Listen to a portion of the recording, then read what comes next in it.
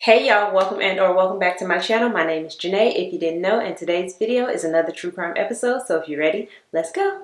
Alright y'all, so as y'all can see, we in a different type of setting because my family going out of town this weekend, so I gotta do my hair. If you know, you know. And so because we're going out of town this weekend, I'm not gonna be able to film a video when I would normally film a video, but I really don't want to miss an upload with y'all. So I was like, you know what? I had already started doing research on this one case, and then I came across I think it's an episode of like an episode of Deadly Women on YouTube or something like that.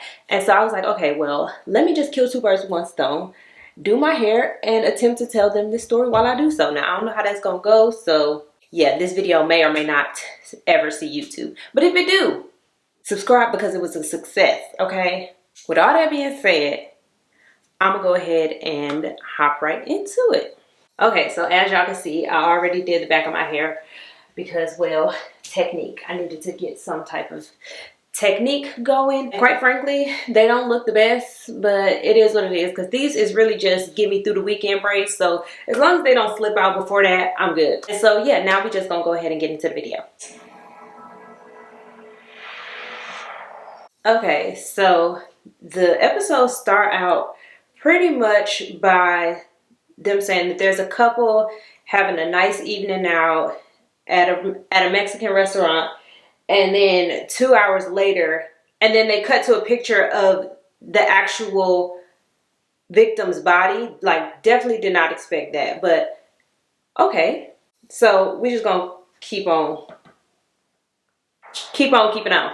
So it was a little bit after 1 a.m. after they had left the restaurant, and the couple on their way home. And on their way home, they are stopped at like a stop sign in a neighborhood called Boyle Heights in Los Angeles.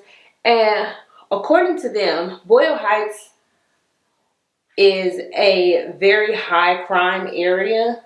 It's a place where a lot of gang members are. Just like, it's just really not a good place to be. The wife, Rebecca, was driving, and she said that she saw a red light on her dashboard saying that her trunk was open, but they was in an SUV. So it was just basically saying that the rear hatch was open.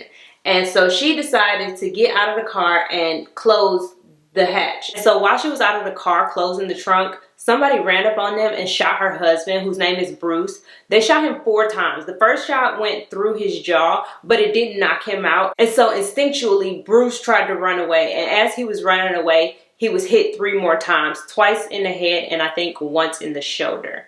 So immediately the people in the neighborhood start calling the police because they heard gunshots. Home. When gunshots rang out in the night, neighbors immediately called 911. There was just some shooting outside my house, and now there's a car parked. It's just parked there. I think they were shooting at the car, and the car's not moving at all. Once police arrived at the scene, they seen Bruce's lifeless body in this driveway, and just a couple of feet away from him, his wife Rebecca was laying on the ground. But unlike Bruce, she was only unconscious. And once she came to and was able to talk to the cops, she said that the attackers hit her over the head and she don't remember anything after that. Next thing she remembers, she's waking up to them. So police start canvassing the neighborhood, and they come across a neighbor who actually saw the perpetrator. They said they saw somebody running down the street, but once they got to the corner, they couldn't see him no more, but they did hear a car door slam, and they heard a car pretty much just peel out. So police's initial thought was that this was a carjacking gone wrong, and so they start investigating. But before we get all the way into the investigation, Bruce and Rebecca met at a swap meet while Rebecca was selling spices. And once they locked eyes, Bruce immediately became infatuated. I don't want to say infatuated, but they say he was smitten with her. Bruce and Rebecca first met at a swap meet where Rebecca was selling spices. In Bruce's eyes, she was the hottest thing in her booth. I think that Bruce was smitten with her almost immediately upon meeting her. But that was something Rebecca was used to. Now, this was nothing new for Rebecca. She had always just been the pretty girl. She was a very beautiful young lady, and she knew it too. So she really would just use that to her advantage. And she grew up in East LA in not the best neighborhood. And so you could say she didn't really have the best of the best. but she wasn't going. But she really wasn't going for that. She was really giving Latina Tony Childs vibes, like grew up in a bad neighborhood, but she was gonna marry or sleep your way to the top. She was gonna use her looks to get to the top. So that's pretty much what she did for her whole life. And so when she met Bruce, she probably didn't give him a second look initially, because like I said, she was used to men coming on to her. She was used to being the pretty girl. But somehow, in Bruce's inexperience, he was able to pretty much talk her into at least getting his number or going on a date with her. And she and Bruce were completely different people, came from completely different worlds. He went to Stanford University. He graduated. He was really smart. And he grew up in Pasadena. And Bruce wasn't the popular kid. He was more or less the quirky, strange, don't get in nobody's way, nerdy kid, right? And so when he met Rebecca, even though she was 15 years his junior, she was the more experienced one, because up to this point, Bruce had literally had no romantic experience. Pretty much meaning that he was still a virgin. And ain't nothing wrong with that, Bruce. Now, like I said, Bruce went to Stanford. And once he graduated, he became a software engineer. So he was making really, really good money. But just looking at him, you would never even know it. You would never even think that he had money, because he was a person of my own heart. And he was frugal as hell. He was very much so giving millionaire bum. Okay, so he and Rebecca would end up going on their first date. And so he went to pick her up. But when he picked her up, he came in his old used car. Like, nothing special, nothing over the top. But Rebecca was like, oh no, sir. We can't do this. If you're dating me, you can't be seen in a car like this. And I'm damn sure not going to be seen in a car with you. So you either need to upgrade or I'm out. And so even though that wasn't really Bruce's style and that just wasn't really him, he complied, because y'all got to remember, this is the first lady who's really showing any type of interest in Bruce. This is his first romantic ordeal. So he like, okay, I'm going to do whatever I need to do to keep her. So he goes and he get himself a new car and pull up shining, okay? Whatever kind of car it was that he pulled up with next, she was okay with.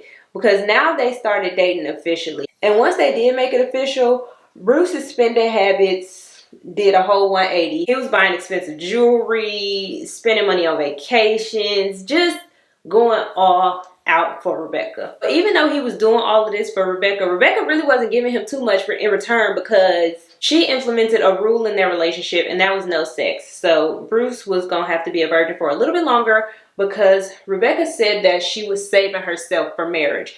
Now, the thing about that is, Rebecca already had a 4-year-old child, but she made Bruce think that that was a one-time deal, and she just happened to be in that 1% who get pregnant the first time they have sex. And Bruce, being the stand-up guy that he wasn't really pressed for it anyway, so he was just happy with them being in a relationship. So just a couple months later, Bruce ended up proposing to Rebecca. He bought her a $10,000 ring, and so you know she said yeah. They weren't engaged for long before they was married in a civil ceremony. So basically they just went to the courthouse in October of 1996. So now that they was married, Bruce ended up buying a house. The most beautiful home overlooking the golf course. They had a big ass pool, like, you know the type. And what ended up happening was that Rebecca, she convinced Bruce that even though they was married legally, nobody else knew they was married, and so she still didn't want to have sex with him, and she didn't, because she didn't want it to look crazy, I guess, and she didn't want to live with him either until everybody else knew they was married. And so she decided that it would be best for her to stay in the house that Bruce just bought for them, and he would go to live with his parents. Once again, Bruce just went along with it, and 3 months later in January, it was actually January 7th, they ended up getting married in like the big ceremony. So back at the crime scene, the police are looking around, they, you know, investigating, and they talking to Rebecca, neighbors and everything, and they realize that it's some stuff that's going wrong. What's up, baby? Something just don't seem right, because one, the car's still there. Remember, the neighbor said that she saw a guy running past, so if you was gonna carjack somebody, why not just hop in the car and ride out? Also, paramedics had arrived, and even though Rebecca had said that she was knocked unconscious, The paramedics couldn't find any type of like bruises, cuts, scrapes, nothing. They didn't find anything on Rebecca that would indicate that she had been struck. So the police keep looking around and they see that Bruce still got his wallet on him, and that Rebecca's purse is still in the car. And so they asked Rebecca, did anything even get taken? And she said that the only thing that she's missing right now is her wedding ring.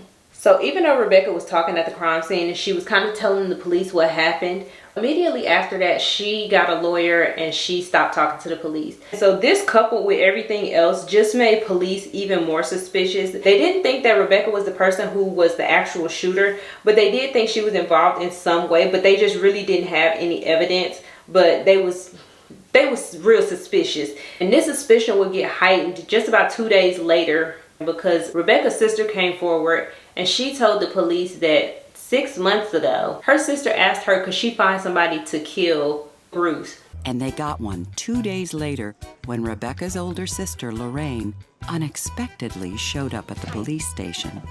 She had quite a story, a shocking story. She told them that 6 months earlier, Rebecca asked her to find someone to kill Bruce. Bruce and Rebecca was married in October, had the ceremony where everybody knew they was married in January, and this is July. So 6 months ago was February. So a month after everybody knew they was married, she went to her sister asking could she find somebody to kill Bruce for her. Like, what? And her sister was like, hell no, sis, you on your own. Don't put me in this. I don't want no parts. I don't ever want to talk about this again. Leave me alone. And my thing is, you didn't even think to casually mention it to the police. Like, yeah, my sister kind of mentioned that she wanted to get her husband killed, her brand new husband killed, and she wanted me to find somebody to do it. So I don't know if she for real or not. I told her don't ever ask me again. Don't ever talk about it. But just in case, you know, like a little just in case, like a little heads up, you know. But no, nobody ever does that. I don't know why. But then again, maybe it's because they just don't want to be involved at all. Because the police gonna get you involved. Oh, well, shit. They say it right after this. So Lorraine, Rebecca's sister, she said that she didn't come to the police because when she told Rebecca that she might go to the police, Rebecca told her that Rebecca would make it look like it was Lorraine's idea and that she was in love with Bruce. So she basically told her that she would deny everything and then put it all on her sister. So Lorraine was like, okay, fuck that. Just don't talk to me about this ever again. So with little to no effort to pretty much not be suspicious, Rebecca went ahead and called the insurance companies damn near right after. There was a $25,000 life insurance policy that she was trying to claim. And this policy was taken out just a couple of weeks before Bruce was killed. So the insurance company was on their fucking job, not trying to pay out. And they looked into this policy. And so they hired a handwriting expert, or is that what they called? I think it was a handwriting expert is what they called. And this handwriting expert determined that both of the signatures on there, Bruce's and Rebecca's, was signed by the same person. And obviously, y'all already know who that person is. It's Rebecca. So in talking to her friends, the police find out what we've already known, and that is that Rebecca is a gold digger. Her friend said that when she first met Bruce, the first thing she did was pull his credit report. And so she looking at this credit report and all she sees is dollar signs, like ka-ching, ka-ching, ka-ching. She showed her friend the credit report and told her, look, this the man I'm gonna marry. So she had a whole plan the whole time from the moment she met Bruce and found out his credit score. She told all her friends she was gonna marry him, have a baby by him, divorce him, and then sue him for child support and spousal support. But you gotta have sex to have a baby. So y'all remember the house I told y'all that Bruce had bought that he couldn't live in? Well, it turns out Bruce did end up moving into the house, though. He moved in after they wedding in January. So after everybody knew they was married, that's when he moved in. But just a few months later, she kicked him right back out. He was right back at his parents' house. And almost as soon as Bruce stepped off the doorstep, her cousin Al was stepping onto it. And he would now be living with Rebecca in the house that Bruce is paying for. Rebecca was over there having the time of her life. She was having parties. She was having sex with men and women. Like, she was really just living it up over there. She even told Bruce that he had to call before he came over there. Bruce is such a sweet man, because if that was me, baby, bitch, you ain't telling me I'm not coming to my house. The house that I'm paying for. And then not too much longer after Al had moved in, she had her lawyers draw up divorce papers because it was time to set her plan in motion. Now it was time to get the ball rolling. She needed to divorce Bruce, take him for child support, spousal support, and half of pretty much everything that he owned. But she ran into a little problem when she presented the divorce papers to Bruce. He wasn't trying to sign them at all. It also came to Rebecca's attention that a divorce really wouldn't do her no good anyways, because they had only been married for a couple of months, and so anything that she was entitled to was very slim to. She would only end up getting a couple $1,000s, and she would only be awarded spousal support for like 2 months because she literally was married for less than a year. So the police are digging and finding out all of this stuff during their investigation. And as much as they believe that it's Rebecca, they still really don't have solid proof that Rebecca was in on it. So they start digging into her some more, and they find out that Al was not only her cousin, but they was doing the do too, like kissing cousins, but like more than kissing, okay? And so they start looking into Al's background, and they realized that Al had a brother named Jose, and Jose had a long criminal record, right? So the pieces is starting to fall together, because remember, the neighbor said that she had seen a Hispanic male, and as the detectives are looking at Jose's photo, they like, this looked like the description of the man who the lady seen running. And so to confirm what they think they know, they go to the home of the witness, and she picks out Jose in a 6-person lineup.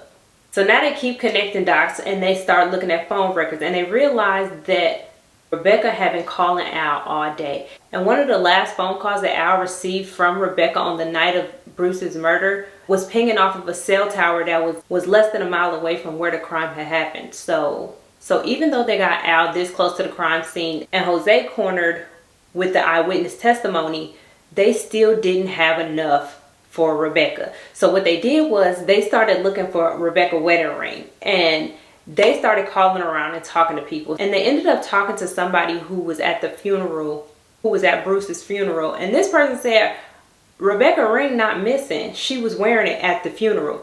And so because of this, police secure a search warrant to search Rebecca's house. They go to the house, and Rebecca is welcoming them with open arms. She said, feel free to search anywhere, do what you got to do, look for what you got to look for. I'm pretty sure you won't find it here, right? So as they look in and pretty much just tearing up the house, they cannot find this wedding ring. So they thinking like maybe she pawned it, maybe she did end up getting rid of it. And just as they was about to leave, the detective looked over at Rebecca, who was sitting on the couch, and she had her left hand tucked up under her thigh. So she was like sitting on her left hand. And so the detective was like, let me see your hand. As she removes her hand from under her thigh, her ring is sitting there so pretty on her finger. Police immediately got a warrant to search Rebecca's house. As they tore it apart, Rebecca didn't seem concerned, just sat and watched. Police found no sign of the ring. Then, just as they were about to give up, they noticed her left hand. Her ring hand was tucked casually under her leg. Could she be so confident that she risked hiding it in plain sight? My partner asked her to pull her hand out. Lo and behold, what's on her finger is the alleged ring that was stolen in the carjacking. Game over. But I thought the carjacker stole it. So if they stole it, did they give it back? And this was all that they needed. Now they had all 3 people who they believed to be involved in Bruce's murder, and it was time to go to trial. So at the trial, they presented what they thought happened, and this is the events that they believe took place. So it was July 25th, 1997, and Rebecca pretty much conned Bruce into going to dinner with her, because Bruce didn't want his marriage to end. He actually really did love Rebecca, and he wanted his marriage to work. Unfortunately, Rebecca didn't share that same love and affection that Bruce had for her. And so while they was at the restaurant, Rebecca was calling Al to make sure everything was set up, see where they needed to be, and like make sure everything was in place.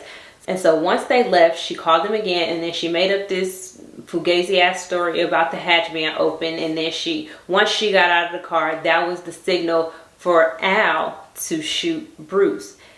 And so they presented all the evidence at trial, and all 3 of them were convicted of first-degree murder and conspiracy to commit murder, and they were all sentenced to life in prison without the possibility of parole. However, in 2003, Al and Rebecca did appeal their cases, and they got overturned. And so Rebecca went to trial again. Wait, I think it was a mistrial.